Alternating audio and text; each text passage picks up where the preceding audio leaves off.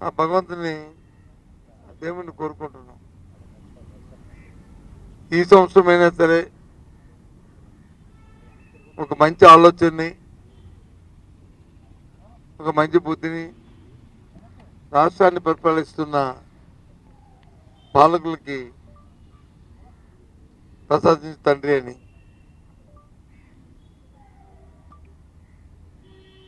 ఎందుకు ఈ విషయం మాట్లాడుతున్నానంటే, జరిగిన సంవత్సరంలో పడిన ఇబ్బందులు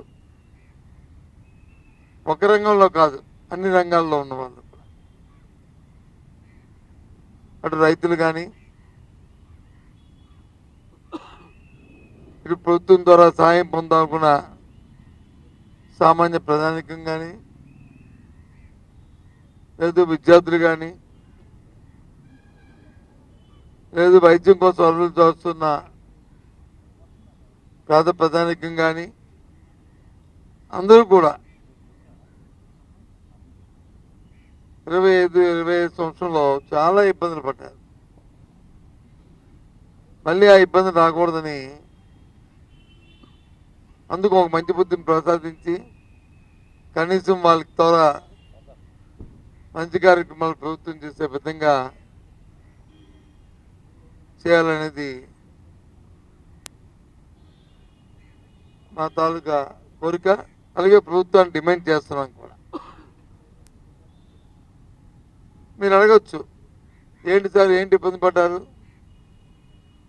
ఏమైంది అని అనొచ్చు. ఒకటి కాదు, రైతాంగం అయితే ఎరువుల కోసం ఎంతో ఇబ్బంది పడ్డారు. యూరియా దొరక్క నానా అగచాట్లు పడ్డారు. క్యూ లైన్లో రోజు తరపున ఉన్నప్పటికీ కూడా ఉన్నారు. మళ్ళీ ఇప్పుడిప్పుడు అవసరం వస్తే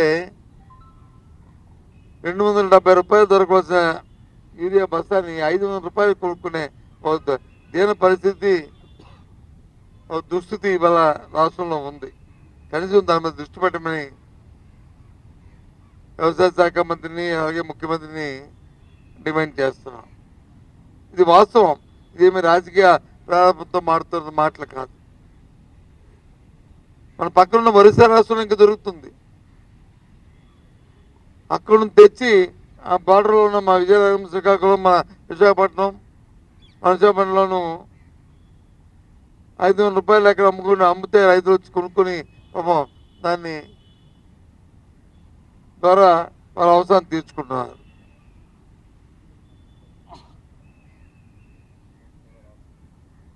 ఇంతేకాదు, రైతులకు ఇన్సూరెన్స్ ప్రభుత్వం తాలూకు విధానం మా ప్రభుత్వం ఉన్నప్పుడు జగన్మోహన్ రెడ్డి నాయకత్వంలో రైతు కట్టే ఇన్స్టాల్మెంట్ కూడా ప్రభుత్వమే కట్టింది. ప్రభుత్వం కట్టవలసిన ఇన్స్టాల్మెంట్ కూడా ప్రభుత్వమే కట్టింది. కేంద్ర ప్రభుత్వం కట్టవలసింది కేంద్ర ప్రభుత్వం కట్టింది. కానీ ఈరోజు రైతు కట్టవలసింది రైతు కట్టమని, ప్రభుత్వం కట్టవలసింది ప్రభుత్వం కడతాదని ఒక పాలసీని తీసుకున్నారు. మేము అడిగాం శాసనమండలిలో కూడా, నో, ఇది మా విధానం అని చెప్పారు. ఓకే అన్నాం. ఇక తప్పని పరిస్థితుల్లో కానీ ఏదైతే గత సంవత్సరంలో నిన్నటి రోజు నేను చిప్పులు వెళ్ళాను నా కాన్ఫరెన్స్కి. రైతులందరూ వచ్చారు. అయ్యా, మా ఇన్సూరెన్స్ అయితే గత సంవత్సరం కట్టాము, మా మామిడి పంటలు పోయాయి, ఇన్సూరెన్స్ కంపెనీకి వెళ్ళి మా క్లెయిమ్ అడిగితే ప్రభుత్వం కట్టవలసిన ఏదైతే ఉందో వారి తాలూకా పోర్షన్ వాళ్ళు కట్టకపోవడం వల్ల ఇవ్వడానికి వీలు పడుతుంది, వాళ్ళు కడితే మేము ఇస్తామని చెప్పని అంటున్నారు. అది కాకుండా ఈ సంవత్సరం ఇన్సూరెన్స్ కట్టుకోమని ప్రభుత్వం ఇప్పటికే నోటిఫికేషన్ చేసింది. కానీ రైతులు ఇన్సూరెన్స్ కట్టుకోవడానికి వెళ్తే కట్టమంటే ఇన్సూరెన్స్ కంపెనీలు వచ్చి అవి అలౌ చేయట్లేదు.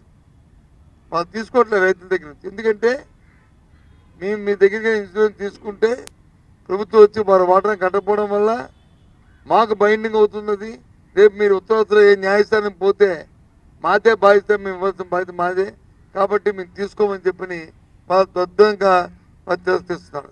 ఇది చాలా దీన పరిస్థితి. ఎప్పుడు కూడా రాష్ట్ర చరిత్రలో ఇలాంటి సంఘటనలు జరగలే. నేను మాట్లాడిన ప్రతి మాటని మీ ద్వారా పత్రికల్లో కానీ టీవీలో కానీ చూసిన ప్రభుత్వ అధికారులు, ప్రభుత్వ పెద్దలు మీరు ఒకసారి క్రాస్ చెక్ చేసుకోండి. ఒకవేళ తప్పు అయితే కాదని రేపు ఖండించండి. ఒకవేళ వాస్తవం అయితే దాన్ని వెంటనే దాన్ని పరిష్కారం చేయాలనేది నా డిమాండ్. దయచేసి నిమ్మకు నూరెత్తినట్టు ఉండకండి. రైతాంగాన్ని వచ్చి నష్టపరచకండి. గత సంవత్సరం జరిగిపోయింది. ఈ సంవత్సరంలో అయినా కనీసం వారికి కొన్న ఉపశమనం కలిగించే ప్రయత్నం చేయాలని ప్రభుత్వాన్ని డిమాండ్ చేస్తున్నాను.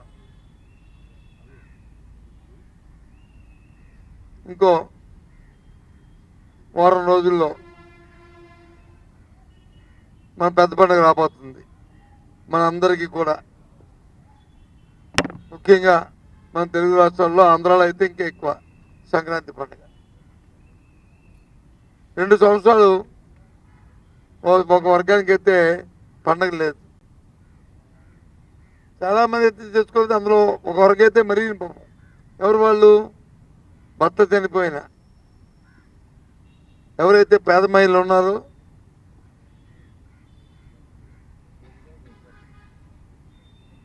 ఎవరైతే ఆ మహిళలకి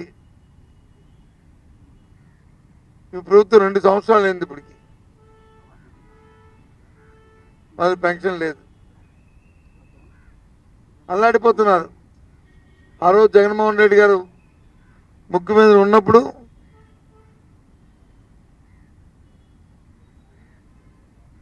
ఏదైతే సంవత్సరాలు 2 దఫాలుగా జూన్లోను జనవరిలోను మేము పెన్షన్ ఇచ్చేవాళ్ళం. ఆ రకంగా 2024 సంవత్సరంలో జనవరిలో మేము శాంక్షన్ చేసిన పెన్షన్లు తప్ప ఆ తదుపరి వీడియో పెన్షన్ని ఇప్పుడు వచ్చి ఇవ్వలే.